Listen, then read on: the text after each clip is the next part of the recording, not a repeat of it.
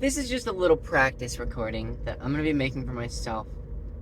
I have, I don't know, 20 minutes until I'm gonna get to work, and I'm gonna see if I can record a 20-minute session of anything. Just talking for 20 minutes. So, I was just thinking about some stand-up comedy. I've been watching a lot of it lately. And I'd like to do stand-up one day, but I'm not very... I don't like the stage. I don't like to be viewed. I don't like to be vulnerable. And I think that's one of the reasons why I should pursue it, even if it's just something like an open mic. I also do find myself funny, and I'm very logical, and I work... I can definitely see myself working at jokes. Like, I could make a joke. I was just thinking about doing some joke about being trans where it has to do... Again, I don't even know if I can really make it funny. The punchline was just me going, damn! Damn! Because the whole idea is, I think I'm a bad trans, but there's people that, when I see them, I'm like, I don't even know if you're a dude or a lady, and I feel bad for you. And I see them come through Walmart, and it's just like, here's your change, $2.54, and they're like, thanks. But they've got purple girly hair and like girly clothes, and you're like, just try to keep it in, just try to keep it in, just try to keep it in. You have a good one. Damn! It's the only joke. I don't think it's very funny. But if I went up and humiliated myself with that, right? Like, that's part of that's stand-up is an art of humiliating yourself and persevering through. I think that's like the main, it's failing and then learning from your failures. So you go do that. There's something in there that is funny, and I think that the what is funny about it is, first of all, it's my unique perspective. Excuse me. First of all, it's my unique perspective as a bad trans woman. But I'm also relatable to the normal populace, because I'm also seeing these trans people that I'm like, damn, at least I'm not you. That's funny. At least I'm not you.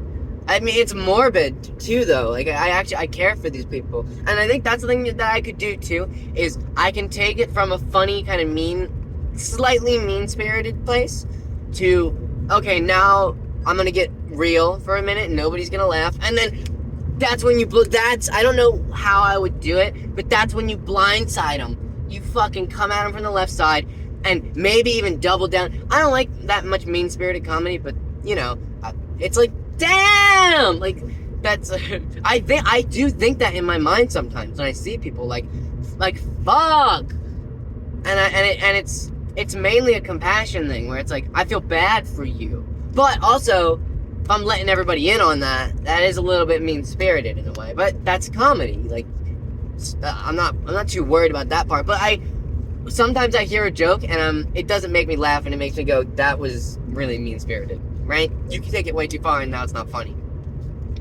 So I don't know exactly where I would take that joke. But if I went up and, again, fell flat on my face, I could realize, okay, these people are not vibing with me being just loud for no reason. I can't just be Chris Tucker. But fuck, what did I just say earlier? Like, at least I'm not you. Like, that, I could probably, because that is very, it's mean-spirited, and, like, because when I'm saying that to the audience, my immediate first thought is, I'm saying that to that person's face, right? Like, at least I'm not you, and then not the audience is gonna not be, like, me. No, like, I'm telling a story about somebody. But I definitely could see that being, like, that there's a little bit of a knife twist in there, It's like, I'm me, and I'm better than you, right? I'm judging. That's what it is, I'm judging.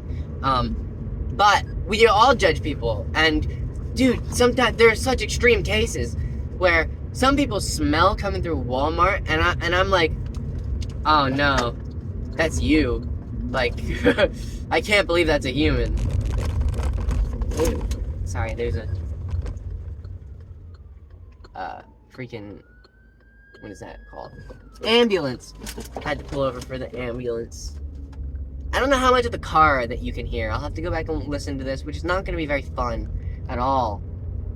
That's going to be very, very difficult for me, is going back and listening to this. But that's good for me to do things that I'm not used to doing and I'm not used to trying. I've been dictated by fear a lot lately. I want to do this, but don't do that. Because what if this? Fear, fear, fear. Change, change, change. The fear of change is really huge, even good change. And that's been very hard for me. Very, very difficult. Even good change is hard. It takes so much effort to work through good change.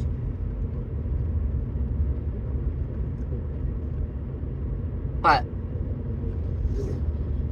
I've been trying to tell myself, whether it's true or not, that I am... Because I've been telling myself for a long time that you can't do it all. You shouldn't live by yours. Because I did tell myself, I used to do that in a morbid way, where I'm like, I can do everything. All I need is myself. I don't need anybody else, right? And I got to a certain level of proficiency of doing that, of being alone. And I realized that that's not good for me. It's not self-affirming. It's like, it's shutting other people out. And it's like making myself bad. Like it's formulating myself as bad before I even like try. So don't even try. And that's where I'm at right now too. So I think I could kind of go back to that in a positive way now. Not go back to that, because I don't want to have that as my mindset. But I mean, like, okay, you are enough. You are so strong. Like, talking to myself like I would talk to a friend, right? Or a family member who is struggling. Because I am struggling, and I need a friend. And I have friends, but I should be my closest and best friend, right? And I sometimes do feel like I'm strong enough, but it's rare. But I think I'm starting to, even again, fake it till you make it sometimes. I feel like I'm a little bit more able than I used to be. Just a little bit more. I have a little bit more power to make change in my life. It's not a lot, but the fact that I'm recording this and I haven't stopped talking yet for at least an extended period of time, there's a difference between a silence and, stopping talking. I think that shows that I am willing to engage in some level of change. And maybe I will upload this. Because me not uploading this... Well, because I'm worried about the quality.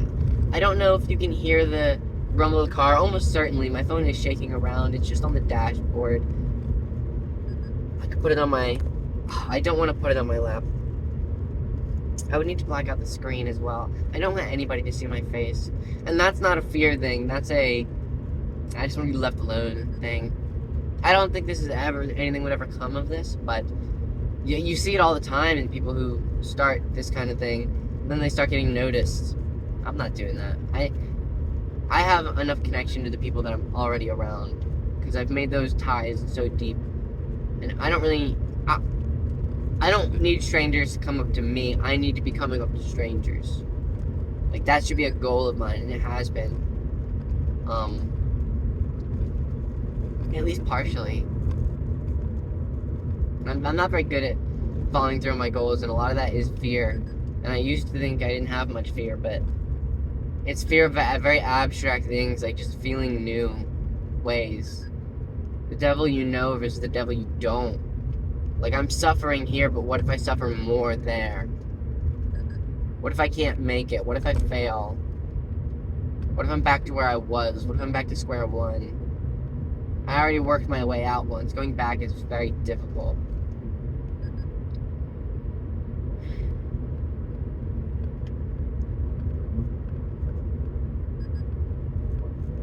And I don't really know. It's just... I think it's just work. It's just work. Like... And not big work either. It's little work all the time. And eventually, after you've done 1%... If you change 1% every day, and you're consistent, and, you stick with it, let's say 50 days, that's 50% change.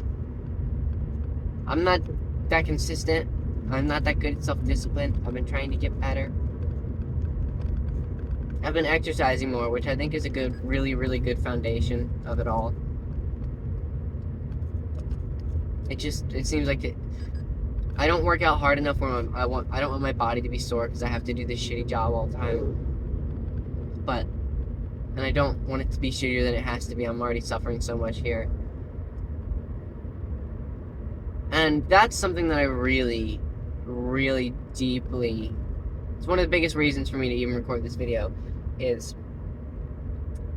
I cannot handle the humiliation of hourly work any longer.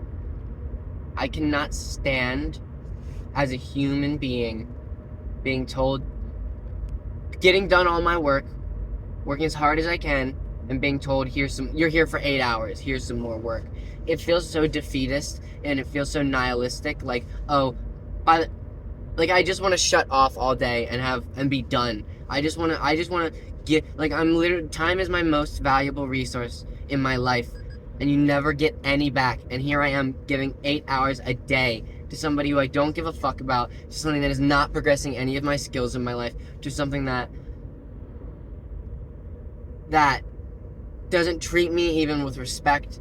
I don't feel joy getting the money. I don't want to progress here. I don't want to be here. Any chance I have to just be outside of this building, it's spiritual darkness here. It is truly darkness here.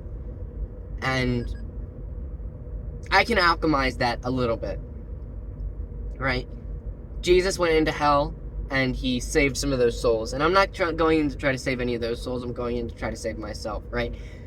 To a certain degree, the darker the experiences that you have experienced, you know more of what you can go through. And I really am getting to a spiritual fucking jumping point. It's getting very dark here.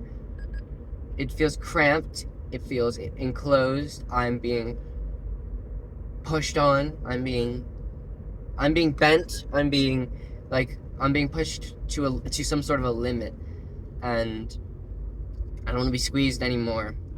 And it's the humiliation of it, of knowing that as a human I could work harder, I could do better, I could think ingeniously and learn something and get better, but instead of that, that doesn't matter because I have to be here for 8 hours. So actually, I should save my energy and I should conserve even my mental space and just try to progress something that will actually progress me in my life. I try to listen to a lot of stuff. A lot of it is just for escapism. Some of it is just purely entertainment escapism because it's so dark. And when you're in hell, if you had a fucking TV to look at, I'm not in hell, but in terms of the emotional space of the Buddhist wheel of life, like the hell realm as the Buddhists talk about it, to make it a little more simple, because I know that was a very wordy. Yes, you can think of it as a literal space that you can, like an extra dimensional hell space, but it's also an emotional space that you can get to, right?